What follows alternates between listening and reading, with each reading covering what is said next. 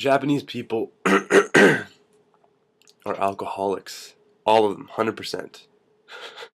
This video blog has a bit of a provocative title, but what I'm really talking about is the culture of drinking alcohol in Japan, because I think that's a big difference between Japan and other countries that people aren't talking about. So I'm from Canada, and in Canada we pride ourselves on having awesome beer, and we're also one of the top manufacturers of whiskey in the world. And wine, we have a nice region called the Okanagan that has fantastic wine. But we really don't drink alcohol all that often. Like when we watch hockey games, yeah, we have a beer. Or when we go out to a nice fancy dinner, we have some wine. Or um, whiskey. Geez, I don't know. Whiskey's more or less is for people just to party, I suppose. But well, in Japan, it's a little bit different. In Japan, when people meet each other for the first time, they hang out. If it's for like a business relationship or a new friendship or a new romantic relationship, perhaps, oftentimes what they do is they go drinking together just to break the ice. And you're probably thinking to yourself, well, yeah, we do that too. But no, no, no, no, no, it's not quite the same. So here's a few differences. Number one, there's something in Japan called nomi hodai, which means all you can drink. So you can go to a place and pay as little as like 1,000 yen, or maybe even less sometimes. And it ranges in time from like an hour or an hour and a half or 2 hours or 3 hours of nomi hodai. And for Western people, that's very unusual because I'm pretty sure that would be illegal in Canada because it encourages people to consume a lot more alcohol than they would normally. I mean, if I'm paying 3,000 yen for a nomi hodai, I'm going to try to make sure that I get at least 6 beverages because then it's an average of 500 each, and that's worth my money. I think the Japanese people don't really drink as much at a nomi hodai as a Westerner would, because a Westerner would basically be like slam their beer, next beer, over and over and over again until they're just completely intoxicated.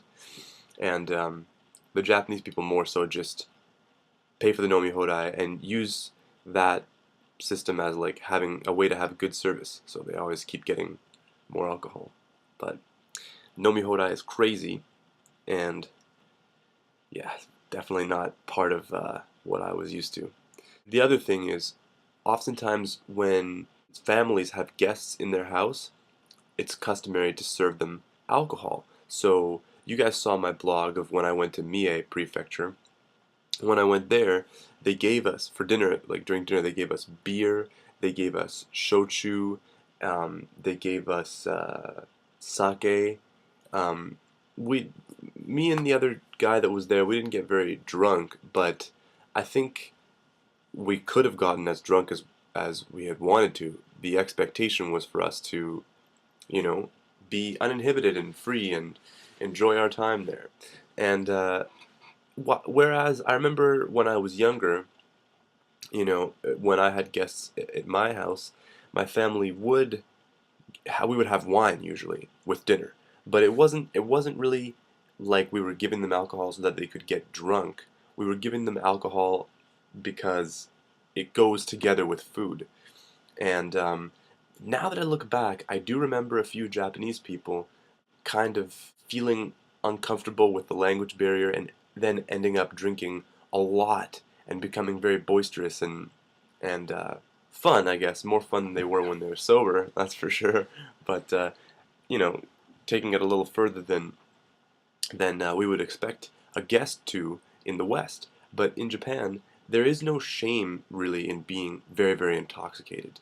Whereas I think in the West, if you get really, really drunk in front of your girlfriend's parents or your coworkers or your mom or who knows, you know, that's shameful in a certain way. And that really just doesn't exist over here. People just get drunk. And um, maybe it's just my perspective is a little bit sensitive because in Canada we have pretty strict laws on alcohol. So in BC, where I'm from, you're only allowed to sell liquor if you purchase it from the province. So most of the places we buy alcohol are BC liquor stores, so they're provincially run stores. It's difficult to get a liquor license. A lot of places stop selling alcohol very early. Whereas in Japan, when I came here, you go in the supermarket, and Americans will know it's pretty much the same. But you go in the supermarket, and there's just this plethora of all different kinds of alcohols. So that's definitely a difference as well. Another thing in Japan is that if you have a guest and their glass is empty, it's very rude. You have to refill that glass for them. Whereas in the West, they have to kind of control their alcohol intake, I suppose. So are all Japanese people alcoholics? No, they're not. Actually, I've met a bunch of people at this new hostel that don't drink at all. Um, but I think certainly my consumption of alcohol has increased since I've gotten to Japan. In Canada, I would drink maybe once or twice per week, which is quite a bit, but hey, I'm a college student, come on, give me a break. And in Japan, it's more than that, which basically means too much. So I'm only here for a short period longer, looking forward to getting back home and getting on my normal regimented schedule and whatnot. But this is another thing for people to think about in the YouTube blogosphere.